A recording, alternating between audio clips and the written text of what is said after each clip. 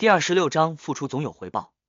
傍晚，刚从圣塞摩尔教堂回来的克莱恩正准备进入2楼餐厅，就看见管家瓦尔特迎了过来，恭敬行礼道：“先生，您要调查的事情已经弄清楚了。”克莱恩没有当着周围男仆女佣的面询问，沉稳点头道：“去书房。”瓦尔特跟在他身后，一路来到3楼，看着理查德森打开书房之门，点亮了里面的煤气壁灯。克莱恩脚步不快不慢地走至书桌后面，坐了下来，望向管家先生，等待他开口。瓦尔特一边示意理查德森到门外守着，一边靠拢书桌，斟酌了下语言。等到房门重新合拢，他才说道：“瓦哈娜女士的丈夫是布料商人，之前与人合作，投入了1000镑，结果对方带着那批货物跑了。他已经拜托马赫特议员和利亚娜夫人，请他们敦促警察部门尽快破案。不过这种事情，警察部门不敢保证一定能找到目标。”克莱恩拿起书桌上的黑色圆副钢笔，摩挲了下道：“对瓦哈娜女士的家庭来说，1000镑并不是一个小数目啊。据他所知，正常的家庭教师年收入不会超过150镑，如果雇主提供住宿和食物，还会更少。虽然瓦哈娜服务的是上流社会，有多家雇主，但年收入顶多400-500镑，而且还得花费其中很大一部分在自身着装、体态、容貌上面，免得被雇主认为不够得体，交不了礼仪。是的，她丈夫的收入在布料商人里只能算中等，对他而言，1000镑是相当大的投资。”瓦尔特委婉地说道。“对我来说也是。”克莱恩叹息笑道。“我刚来贝克兰德，对警察部门并不熟悉啊。”瓦尔特当即回应道：“先生，我服务于康纳德子爵时，有认识几位贝克兰德高级警官协会的成员。贝克兰德高级警官协会，这可都是西维拉斯场的上层人物啊，负责一个区治安的总警司都没资格进入。西维拉斯场指贝克兰德警察厅，因所在街道而得名。不愧是贵族家庭出来的管家。”克莱恩暗叹一声，笑着摇头道：“暂时不需要。在这方面，瓦哈娜女士能寻求帮助的人太多了，无论马赫特议员还是别的谁，都有足够的能力让西维拉斯场重视这起案子。”他顿了一下，故作不经意地说道：“我见过这个社会的底层，清楚他们的生存法则。某些时候，警察未必有黑帮成员，赏金猎人管用。瓦尔特，你到警察部门那里拿相应的资料，去贝克兰德桥区域和东区的有名酒吧内发布悬赏任务。不管是找到相应的罪犯，还是寻回了那批布料，我都给予200镑的赏金。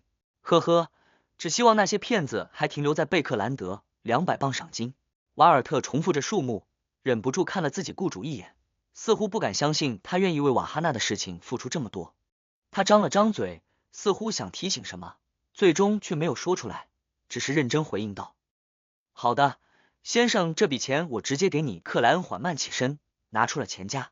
瓦尔特一边接过厚厚的现金，一边思索着问道：“要告诉瓦哈娜女士吗？”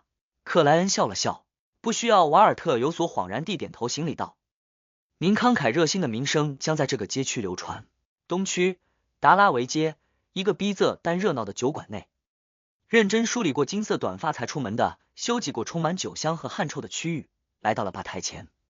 他屈指敲了下木板，对着酒保道：“今天有什么新的委托？”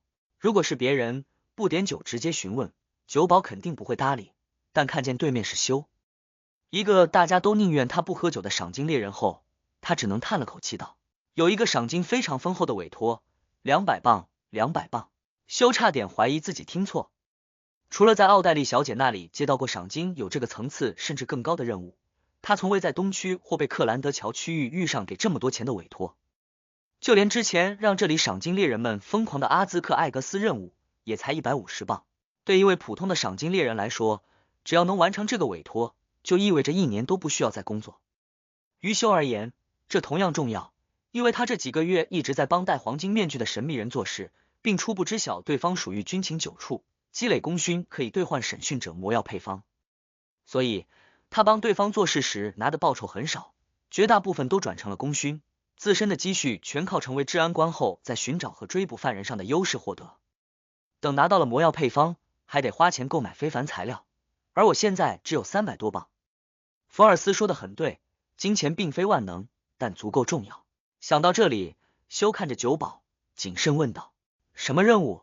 谁做的委托？”“找几个骗子，他们骗了价值1000镑的布料。”酒保一边拿出资料递给修，一边说道：“委托者看起来是位管家，自称瓦尔特，为伯克伦德街的道恩唐泰斯先生服务。如果你能抓到骗子或找回布料，就可以去那里领取赏金。修快速翻看着资料，脑海内迅速生成了对应的形象，并直觉的有了搜查的方向。我接下这个任务，他当即抬头道。酒保耸了下肩膀道，而且他们还有了别的想法。什么想法？修好奇问道。酒保嘿了一声，他们说道恩唐泰斯先生是那么的慷慨，如果他还缺少保镖，他们可以自荐。不过他们后来又放弃了这个想法，因为当保镖没有做赏金猎人自由，就连喝酒都得等到休息日，这对我来说不是问题，但是我只能做赏金猎人。修点了点头，跳下吧台前的高脚椅，没浪费时间的走向了门口。第二天，克莱恩用完午餐，准备去自家花园里散步消食。这时，管家瓦尔特从外面进来，安静的跟在他后面，一直等到周围再没有其他人。先生，2件事情，他躬声说道。2件事情？克莱恩略感诧异，他以为只会有1件。瓦尔特点了下头道。是的，第一件事情是关于贝克兰德脚踏车公司10%股份的，已经有人出到1万镑。先生，您还要继续出价吗？抬了1000镑上去，不错嘛。克莱恩故作为难的想了想道，我刚来贝克兰德，很多事情必须克制。就这样吧，就这样。好的，先生。瓦尔特转而说道，骗走瓦哈娜女士丈夫布料的骗子抓到了，那位赏金猎人已经来到附近，请求支付款项。这么快？克莱恩错愕侧头看向管家先生，如果是他亲自出手，确实可以当天解决，毕竟有补账法用来寻人。但问题在于，绝大多数赏金猎人不是占卜家，也许是擅长追踪和寻人的非凡者。克莱恩在心里做出了初步的判断。瓦尔特肯定回答道，是的，比我预想的快很多。据那位赏金猎人说，他是从销售赃物的渠道反向追踪，才找到那几个骗子的销售赃物的渠道，这么容易就交代，看来是接受了铁拳的教育啊。克莱恩轻轻颔首道。那位赏金猎人叫什么？很有能力啊。他自称修。瓦尔特如实回答。不会吧？克莱恩险些踉跄了一下，还好他有小丑的超强平衡能力。壮士沉思的平复下心里的波澜，他斟酌着说道，留下那位赏金猎人的联络方式，也许以后还有请他帮忙的机会。好的，先生。瓦尔特并不觉得道恩唐泰斯的吩咐有什么问题，一位合格的上流社会人士总要有一些非官方途径的渠道。克莱恩没再继续修的话题，嗯了一声道，追回来多少钱？骗子身上的现金加还没有卖出去的布料，总计有850镑的样子。瓦尔特似乎早已料到雇主要问这件事情，提前有进行过评估。很好。克莱恩点了下头道，将报酬给那位赏金猎人后，就协助他把骗子和赃物都送到最近的警察局，北区警察局。瓦哈娜和她的丈夫巴库斯看着对面的高级督察，惊喜的齐声问道，找回来了，抓住人了？那位高级督察微笑回应道，是的。他将还剩多少现金多少布料讲了一遍，听得瓦哈娜和巴库斯同时松了口气。150镑的金钱他们还是能够承担的，而且剩余的布料还有升值和利润的空间，总体而言损失并不大。他们连连感谢了警官，直到有人来请巴库斯去辨认赃物和罪犯。瓦哈娜坐在那里没有丢失仪态，笑着对前方的高级督察道，你们的效率超乎我想象，我很好奇你们是怎么找到那些骗子的？知道对面美丽优雅的夫人认识下院议员，迟早能弄清楚真相。那位高级督察没有隐瞒的回答道，其实是一位赏金猎人完成的，他从销赃渠道入手，很快就抓到了人。你们还有发布悬赏？瓦哈娜似乎明白了原委。那位高级督察摇了摇头道，我们还没来得及，是别人发布的悬赏，200镑，200镑。瓦哈娜惊讶反问道，这可不是一笔小数目，甚至超过了她丈夫这笔生意预计的利润。见警官给予肯定的答复，瓦哈娜忍不住问道，是谁发布的悬赏？那位赏金猎人没有说，不过陪他来的是一位管家打扮的先生。高级督察简单描述了瓦尔特的模样。瓦哈娜隐约猜到了是谁，身体微微后靠，无意识低语道，200镑。下午，马赫特议员家，前来教导对方女儿礼仪的瓦哈娜先感谢了利亚娜夫人提供帮助。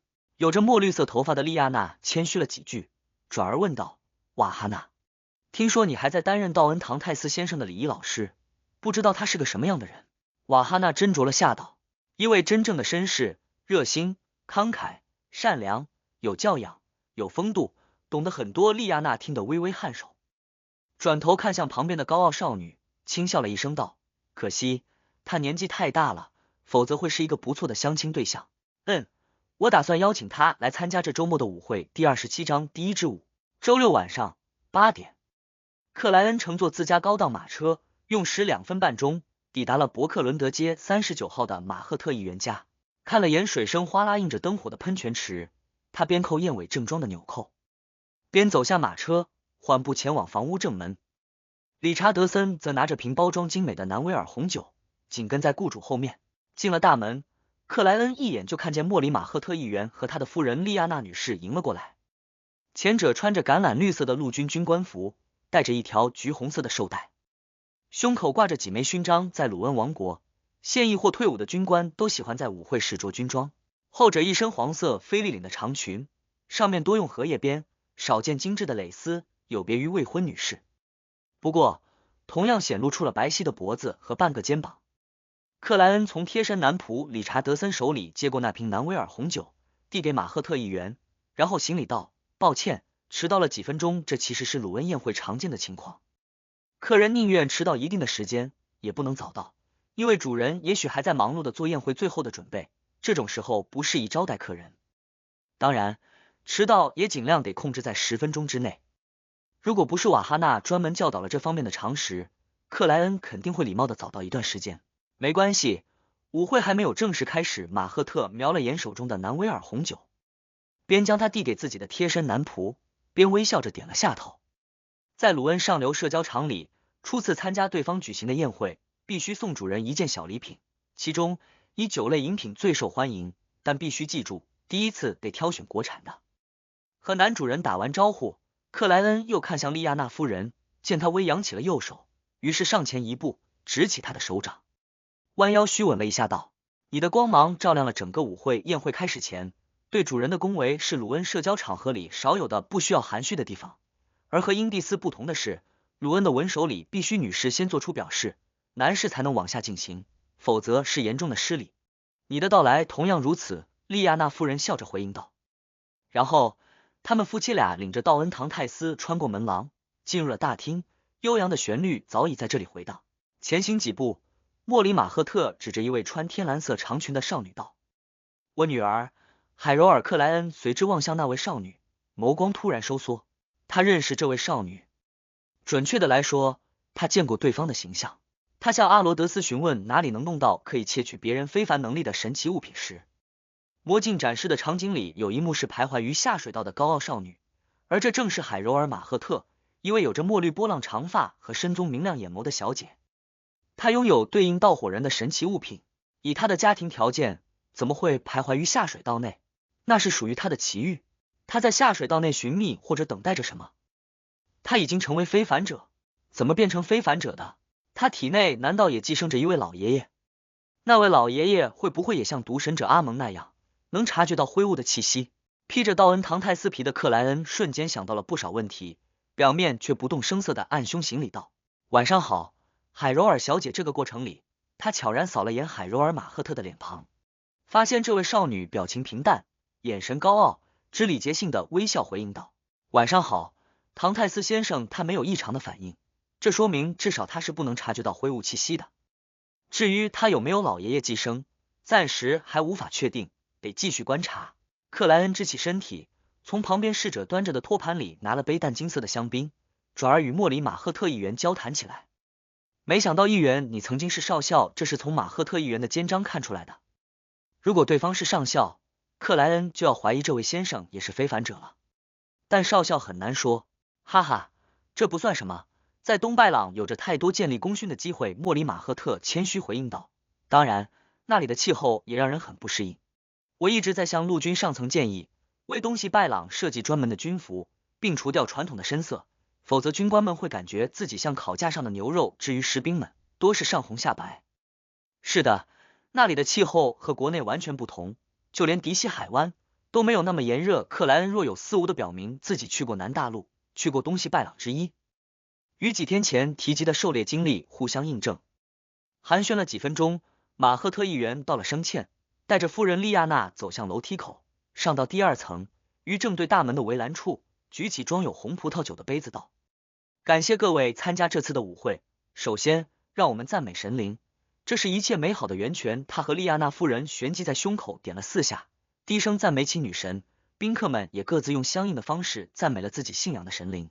马赫特议员依旧举着杯子，没有放下，带着笑容继续说道：其次，赞美王国，这是稳定的基石。赞美王国。克莱恩举了举装香槟酒的杯子，跟着周围的宾客们说道。接着，马赫特议员环顾了一圈，风趣问道：最后，我们该赞美什么呢？克莱恩念头一动，朗声笑道：赞美贝克兰德的空气好转。马赫特议员愣了一下，难以遏制笑容的回应道：很好，这个提议很好，让我们赞美贝克兰德的空气好转，这是我们更好生活的象征。干杯！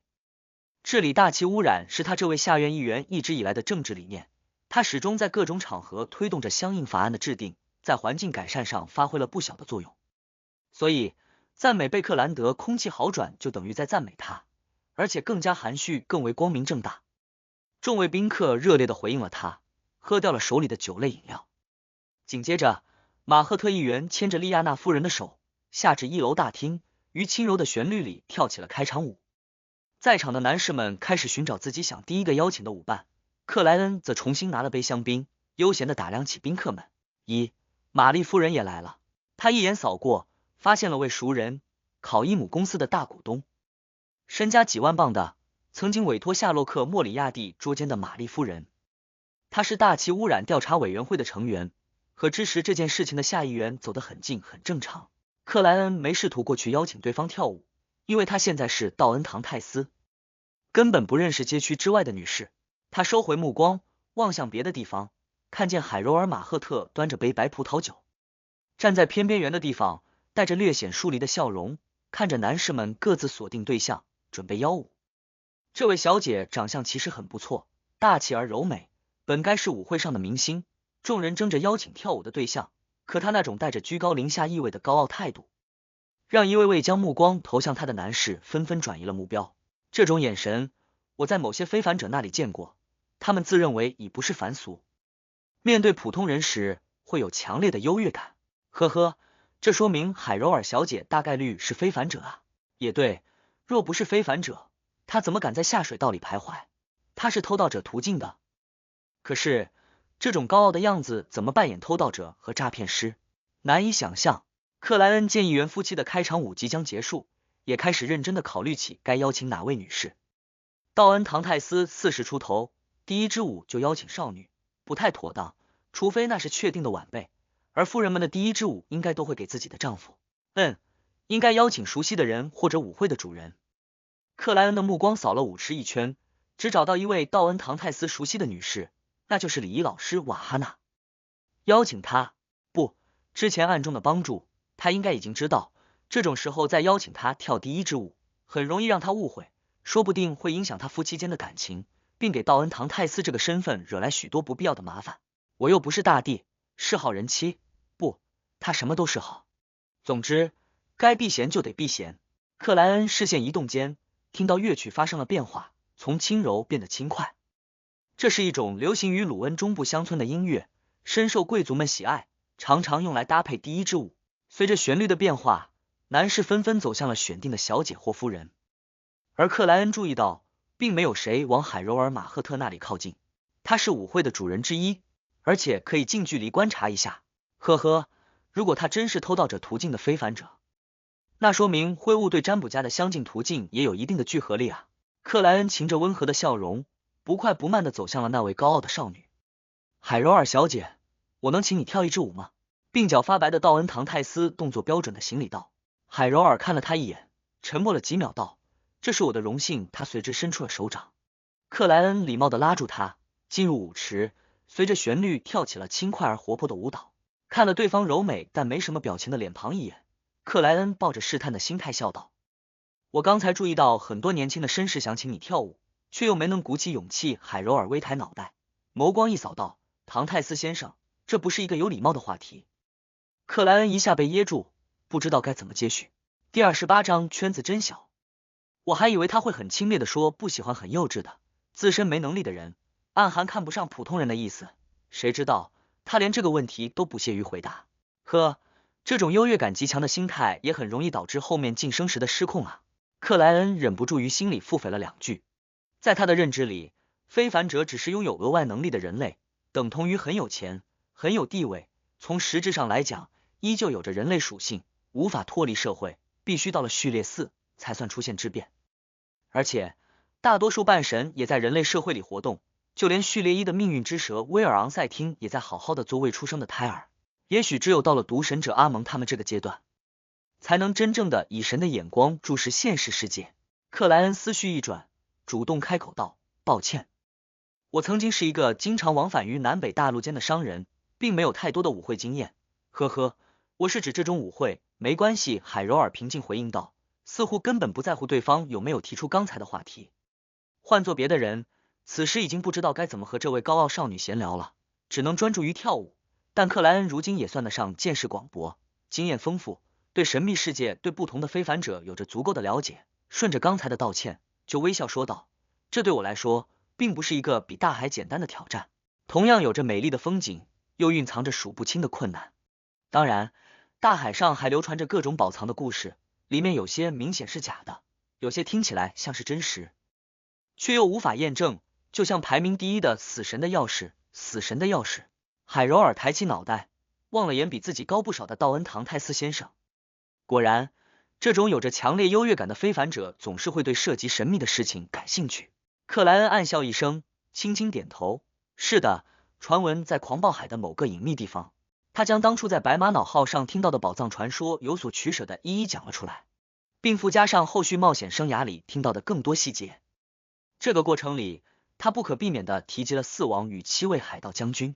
海柔尔对此明显有着兴趣，少见的回应起克莱恩，甚至还偶尔提出问题，这让两人间的舞蹈不再尴尬。不知不觉就来到了尾声，克莱恩有技巧的结束了刚才的话题，转而问道：“你是回到刚才的地方，还是去那边拿一些食物？”跳完一支舞后，男士必须遵循女士的意愿，将她送到她想去的地方，不一定是原本所在的位置。海柔尔张了张嘴，似乎还想问点什么，但最终没有说出那些话语。金池点头道：“刚才的地方，嘿嘿。”他对海上的故事明显有些不舍啊。这就是个大号的熊孩子，只要摸准了脾气，找准了爱好，其实不是那么难以相处。克莱恩忍着笑意，将海柔尔送回了舞池边缘，他原本站立的位置。至于他自己，当然是故作随意的走向摆放着各种食物的一张张长条桌，拿起个餐盘，给自己加了份香煎龙骨鱼，并搭配切好的焦黑胡椒汁的小牛排。比起跳舞和应酬，美食才是聚会的真谛。克莱恩一边想着，一边努力让自己进食的动作显得优雅。这时，他看见玛丽夫人走了过来，插了块红酒鹅肝到盘子里。克莱恩见对方扫了自己一眼，遂礼貌的笑着点了下头，算是回应。不知道该怎么称呼你。马赫特议员之前举办的宴会和舞会上，我并没有见过你，或许是见道恩唐泰斯鬓角发白，蓝眼深邃，很有魅力。颧骨较高，长相一般的玛丽夫人主动询问道。克莱恩笑笑道：“我是刚从迪西海湾过来的商人道恩唐泰斯，就住在这片街区。女士，我有幸知道你的姓名吗？”玛丽若有所思地点了下头，大致清楚了这是位竭力挤入上流社会的商人。就像过去的自己，他含笑开口道：“玛丽孝特，考伊姆公司的董事。”他没有提自己是考伊姆公司最大的股东，也未说目前是大气污染调查委员会的成员，这是鲁恩式的含蓄。玛丽孝特，这是回归复姓了。对，他已经离异。克莱恩无声嘀咕了一句，微笑说道：“我知道这家公司，它主营无烟煤和优质木炭，最近几个月扩张的非常迅猛。呵呵，坦白的讲，我有意图投资，但似乎竞争不过别人。大气污染相关法案出台后，无烟煤和优质木炭的需求大增，考伊姆公司得到了超越以往多年努力的发展，总体价值据说已超过了25万金镑。”克莱恩有意投资并不是随口胡扯，而是真觉得这一行在未来多年内还会变得更加重要，直到人类发现替代能源。玛丽对自己推进大气污染调查报告出炉，让考伊姆公司得到长足发展的事情一直很自豪，闻言难掩笑意的说道。这是因为大家越来越重视自己生活的环境了。说到这里，他轻微叹了口气道，越来越好的同时，麻烦也越来越多了。因为刚刚认识，克莱恩没追问有什么麻烦，仗着以前就认识玛丽夫人，轻松找到了对方感兴趣的话题，让两人聊得相当愉快。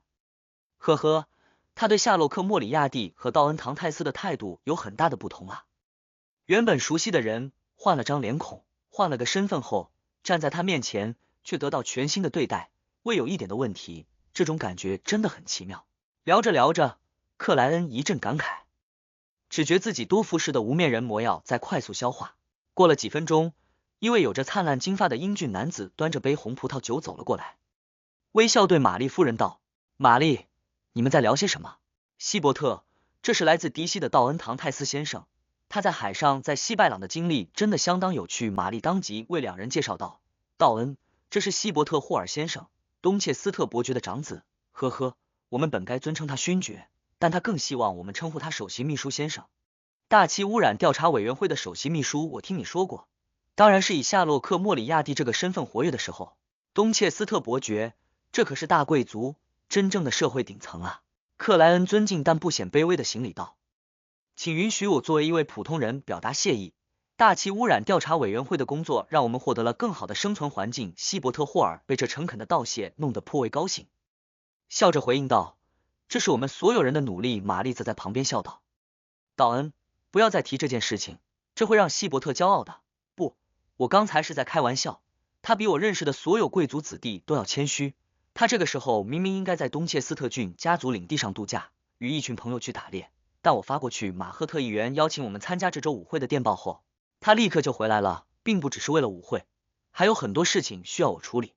我的父亲霍尔伯爵在6月之前同样会经常往返贝克兰德和家族领地之间。希伯特认真解释道，一位很重视自己社交形象的先生。克莱恩心里做出了初步的判断。玛丽闻言随口问道：“你还有什么事情？什么时候离开贝克兰德？”“其他都已经处理好了，只剩下最后一件。呵呵，我的妹妹奥黛丽对贝克兰德脚踏车公司10%的股份很感兴趣，雇佣了专业的团队帮她谈判，我负责协调这件事情。”希伯特不甚在意的说道：“贝克兰德脚踏车公司10%的股份，真巧啊！不得不说，上流社会的圈子并不大。”克莱恩暗自唏嘘，故意提到：“我也找了团队收购那10%股份，开到了9000镑，可惜这无法与别人竞争，我只能放弃。”希伯特略感诧异的看了他一眼：“你很有眼光。”他没有提自己这边具体报价是多少，免得对方再次参与竞争。9000镑，玛丽无声自语，觉得自己低估了道恩·唐泰斯的财力。这时，第3支舞的旋律响了起来，希伯特·霍尔转身面向玛丽道：“我有幸请你跳一支舞吗？我一直在等待你的邀请。”玛丽当即伸出了自己的手，这让克莱恩直接与他们交换名片的想法没能实现。不过他并不着急，因为舞会还有很久。又弄了一盘食物后，他一边享用，一边看着舞池内，欣赏夫人小姐们的舞姿。这个过程里，他发现马赫特议员和利亚娜夫人周旋于不同的宾客旁，和所有人都聊得很开心，甚至跳了几支舞。据瓦尔特说，确定好宾客名单后，主人必须认真的总结每一位客人的喜好和经历，据此设计不同的交谈话语或玩笑，让每个人都有被单独对待的感觉。上流社会的人际交往真麻烦，呵呵，这也许就是鲁恩绅士们发际线普遍偏高的原因。克莱恩一边感叹一边腹诽，他收回目光，望着空掉的餐盘，认真的思考起接下来是邀请某位小姐或女士跳舞，还是再吃一点。就在这时，他眼角余光瞄到了海柔尔·马赫特的身影。这位少女正脚步略显急促的前往3楼。第29章好人好事。出了什么事情？克莱恩的精神瞬间就有所紧绷。他经历过太多的意外，也清楚自己身边容易发生非凡事件。一遇到类似的情况，难免下意识高度警惕，很有种得了创伤后遗症的感觉。认真看着海柔尔·马赫特的背影消失在楼梯口，克莱恩察觉到对方只是急促，并不慌乱。这似乎意味着情况在他掌握之中，而且马赫特是下院议员，王国内仅次于贵族阶层的上流人士，周围大概率有非凡者保护。霍尔伯爵的长子也在这里，他的保镖肯定是非凡者。另外，圣塞摩尔教堂距离伯克伦德街也就马车10来分钟的路程，真有什么问题？职业者和牧师主教们随时能赶来，除非已经抱着必死的决心，否则没谁会在这场舞会上制造意外。克莱恩渐渐平静，对海柔尔的状况有了另一个猜测。他急促去3楼是为了解决神奇物品的负面影响。当初克莱恩询问阿罗德斯的问题是，能从哪里得到可以窃取别人非凡能力的神奇物品？而魔镜给予的答案之一就是海柔尔马赫特。回想之前跳舞时的场景，海柔尔的形象迅速在克莱恩脑海内重建，并以他身上不同的饰品为主，发饰、耳环、项链、胸针、薄纱手套，会是哪件呢？克莱恩收回目光，感觉到了口渴，于是拿起一杯清水，咕噜喝了个干净。他刚放下杯子，就看见礼仪老师瓦哈纳海森端着餐盘靠拢过来。这位女士穿着红色的长裙，却一点也不显俗气，浅笑对道恩唐泰斯道：“我发现你并不是太喜欢喝酒，我曾经因为喝酒耽误过很重要的事情。”克莱恩随口丰满着道恩唐泰斯有阅历有深度的形象，当然他很懂得克制，没有用无面人的能力变掉一根手指，以此证明当初下了多么大的决心。瓦哈纳闻言若有所思的笑道：“你的过去充满谜团，这对许多少女而言有着致命的吸引力。”他没有继续这个话题，转而说道：“忘了告诉你，我丈夫的麻烦解决了。”克莱恩拿起一杯香槟往前举了举，含笑说道：“这真是一件令人高兴的事情，祝贺你们。”他完全没提自己暗中有帮忙。瓦哈纳深深的看了他一眼，同样举起手中的红葡萄酒道：“干杯！”轻碰一下，各自抿了一口后，克莱恩礼貌的说了声抱歉，放下杯子，转身走向盥洗室位置。这并非他想去挥舞之上，单纯是因为丧钟左轮的负面效果影响，喝水太多，打算去方便一下。走出盥洗室时，克莱恩又抬头看了眼2层通往3层的楼梯口，发现海柔尔马赫特正一步步下行，脚步不再急促，表情平静无波。果然没什么大问题，应该就是他身上神奇物品的负面影响，也不知道是什么效果。克莱恩松了口气，随意扫了眼舞池，在乐曲变化的间歇，向一位女士走了过去，邀请对方跳舞。而以道恩唐泰斯的外形和气质，毫无疑问没有被拒绝。就这样跳跳吃吃聊聊吃吃中，舞会慢慢到了尾声，一位位宾客相继告辞。已经完成名片交换任务的克莱恩同样如此，但不是第一个，也不是最后一个离开。大厅很快变得冷清，莉亚娜夫人一边监督仆人们收拾，一边招手让女儿海柔尔马赫特过来。道恩唐泰斯先生的表现比我想象的好很多，刚才也有不少女士在私下里向我打听他的情况。莉亚娜夫人含蓄说道：“海柔尔，你刚才有和唐泰斯先生跳舞和聊天，觉得他这个人怎么样？你比同龄的少女都要成熟，我相信你的眼光和判断，他很了解自己的女儿，所以刻意加了后面半句话，否则海柔尔未必有兴趣详细回答。”面对母亲时，海柔尔不是那么高傲，想了想道：“他不是太熟悉这个圈子，容易提出得罪人的话题，但很有见识，很有见识。”莉亚娜夫人略感诧异的重复其女儿的话语，以她对海柔尔的了解，这是相当高的评价了。她忍不住有些担心，害怕女儿喜欢上道恩唐泰斯。海柔尔对周围的适婚绅士都不太看得起，是因为他们太年轻，太浅薄，不够有能力。道恩唐泰斯正好是早熟少女喜欢的类型。莉亚娜突然有点后悔邀请那位先生来参加舞会，她知道以海柔尔的性格，如果陷入一段爱情却遭到反对，完全有可能做出私奔这种事情。海柔尔似乎察觉到了自家母亲的想法，没什么情绪波动的说道：“我只喜欢足够强大的男士。”呼，莉亚娜暗自松了口气，不再担忧刚才的问题，因为海柔尔是个不屑于撒谎的少女。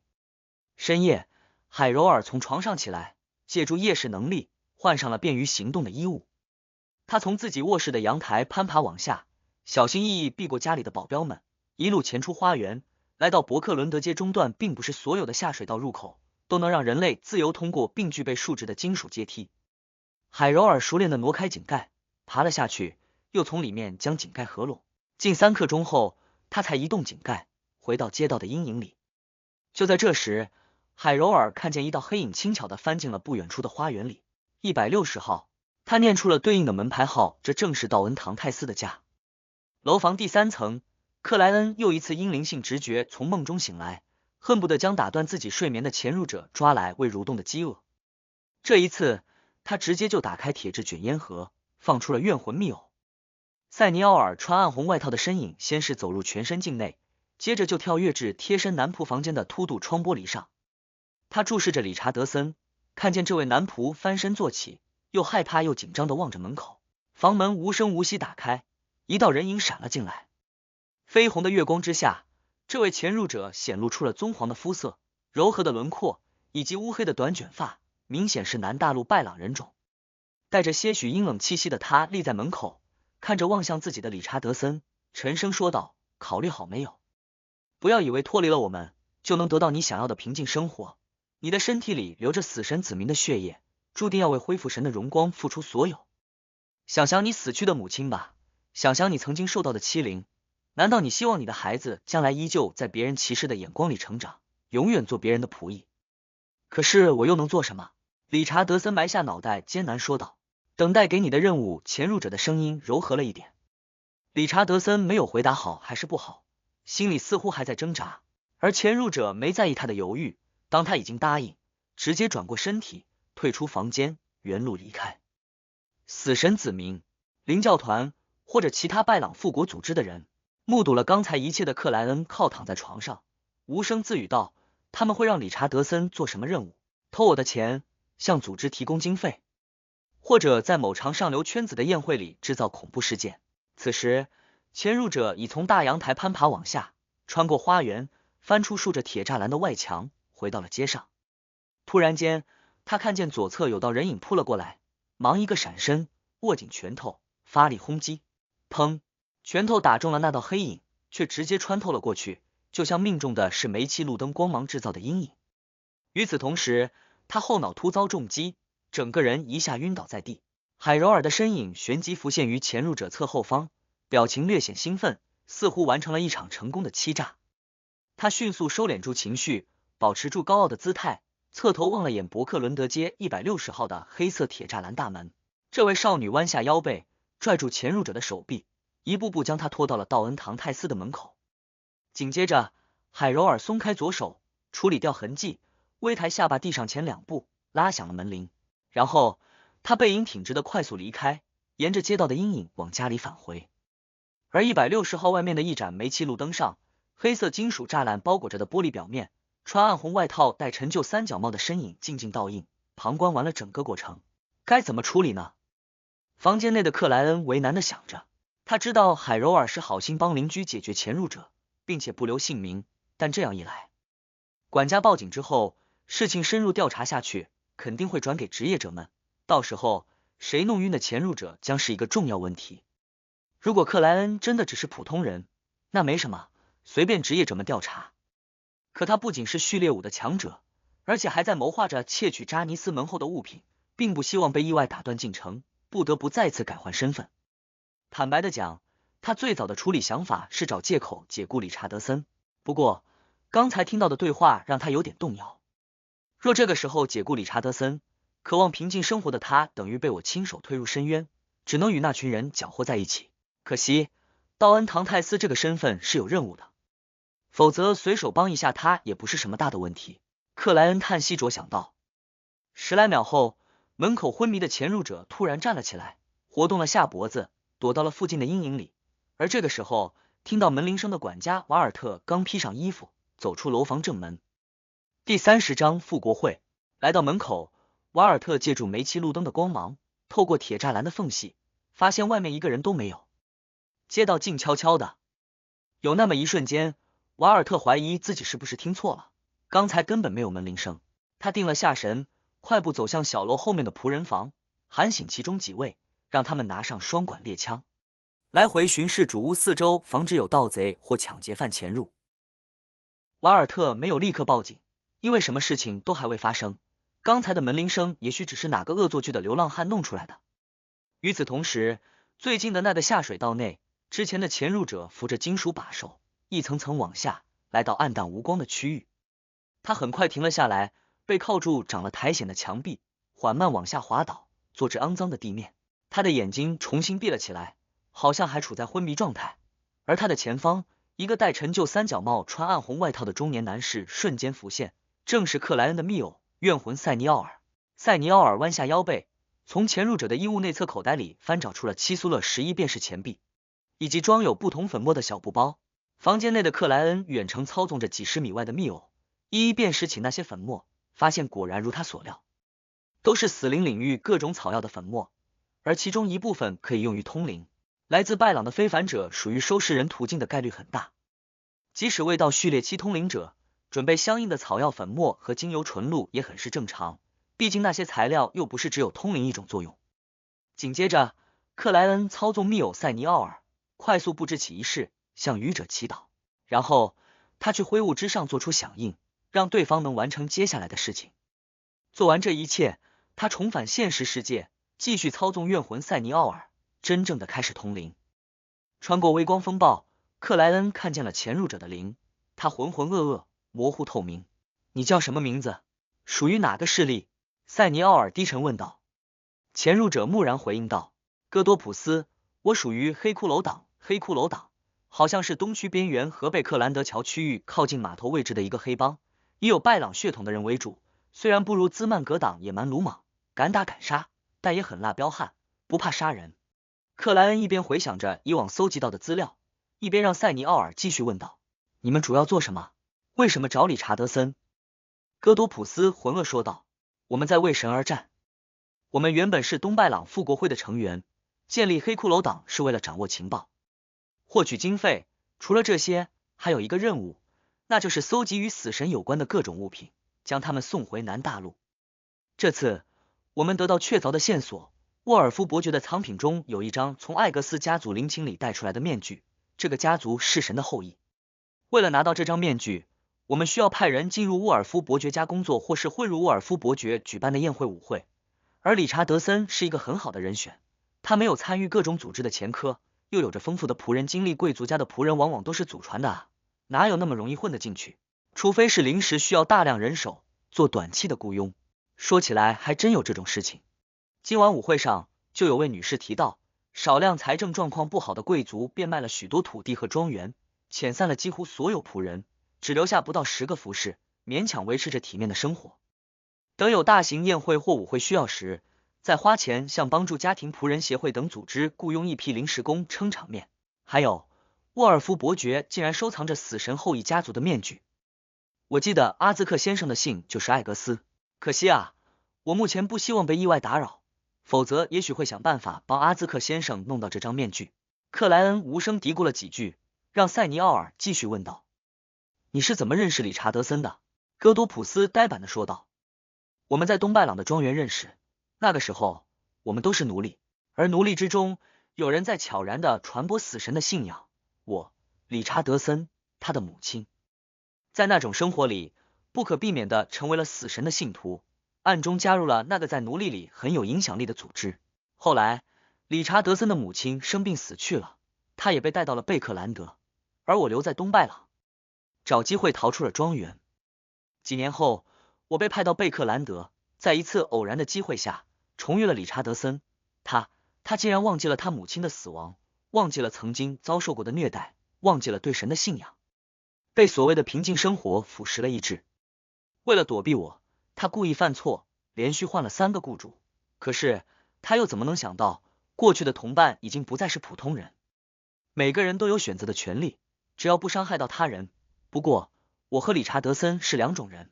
房间内的克莱恩闭了下眼睛，让塞尼奥尔低沉问道，那个在奴隶里很有影响力的组织叫什么？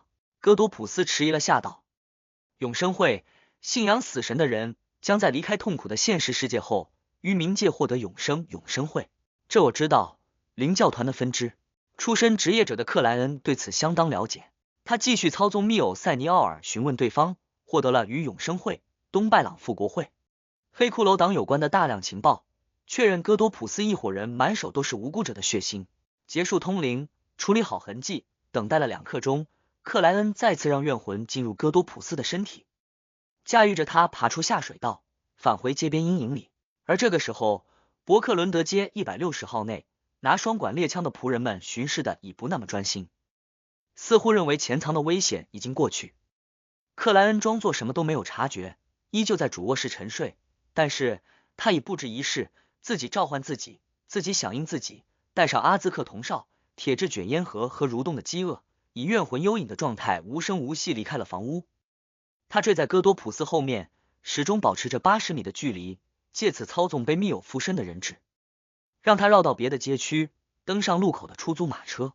1个多小时后，戈多普斯回到了黑骷髅党的总部，一个位于码头附近的小屋。